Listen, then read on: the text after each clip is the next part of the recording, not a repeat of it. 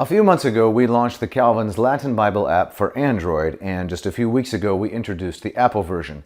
The response has been very strong, with users worldwide deepening their Latin skills while engaging with God's Word more deeply. But someone asked me a good question: why study the Bible in Latin at all? As a longtime Latin student and teacher, I confess that this question hadn't really occurred to me. I just naturally assumed it would be interesting and useful. In this video, what I would like to do is explain why this app is a valuable tool for both Latin learners and students of Scripture alike, and how it can help you grow in your understanding of language, theology, and history. Let's get started. In chapter 1 of the Westminster Confession of Faith, we read these words in section 8, that the original languages of Hebrew and Greek were, quote, immediately inspired by God. And so, quote, in all controversies of religion, the Church is finally to appeal unto them. So this is my conviction, and it informs my understanding of how to use this tool. But there are other considerations at work as well, at least two in particular. So first, I'd like to deal with reason one. Many students of Latin have religious interests, and they want to grow their knowledge of the Latin language at the same time that they are studying God's Word. Now, many of them are very familiar with the better-known passages of Scripture in an English translation, for example, Psalm 23, John 3:16, Psalm 100, and so forth. By studying the Latin version in Calvin's reliable and insightful translation, they can quickly and pleasantly gain a great deal of knowledge of Latin language, vocabulary, and syntax. Here's one example. In Psalm 1, we read these words: Beatus vir qui non ambulat in concilio impiorum et in via sceleratorum non insistit, et in cathedra derisorum non sedet. Now the King James Version, for example, translates that verse this way: Blessed is the man that walketh not in the counsel of the ungodly, nor standeth in the way of sinners, nor sitteth in the seat of the scornful. Even from this very small sample, we learn some important Latin lessons. First, the verse has a very thematic beginning with the two words Beatus vir. Now, what is gapped or elided from this is the main verb of the sentence, est. It is not even there. To put it another way, Psalm 1:1 in Latin has no main verb. This is extremely common in Latin, and reading and understanding the verse teaches you this important lesson.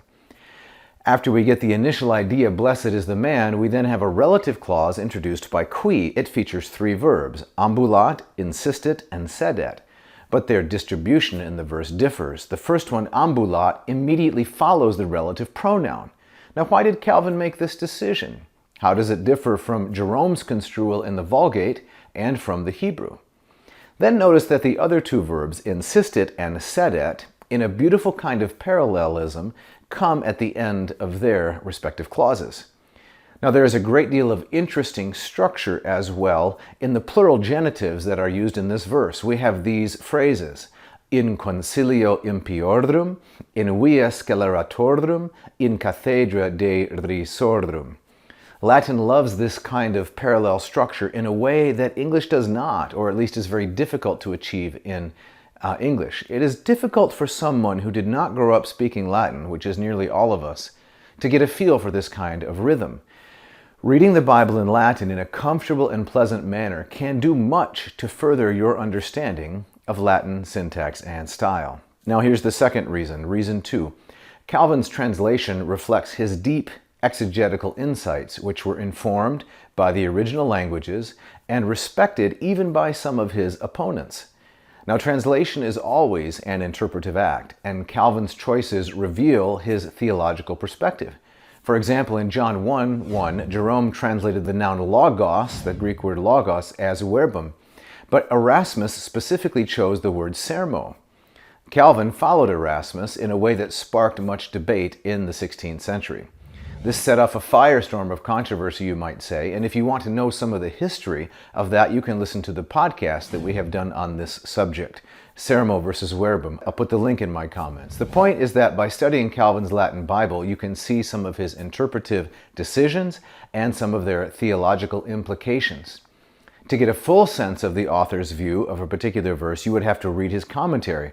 But the translation is a kind of shorthand, since translation and interpretation go hand in hand. Like I've said, translation is always an interpretive and artistic act with varying degrees of accuracy and fidelity to the original intent. In my own research, I've explored how Calvin and his friend Theodore Beza interpreted key passages like Romans 1:18, Philippians 3:12, and Acts 7:56.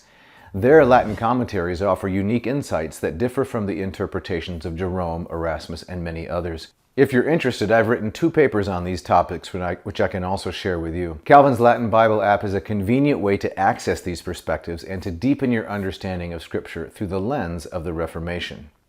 So, whether you're a Latin learner, a theology student, or simply curious about the Reformation, then Calvin's Latin Bible, that app we've developed, is a powerful tool for growing your skills and engaging with Scripture in a new and fresh way. Download the latest version today from the Google Play Store or from the App Store. And if you have any ideas or suggestions as to how we can make this app better, how we can improve it for the user, please be sure to let us know in the comments. Until next time, vale tota omnes.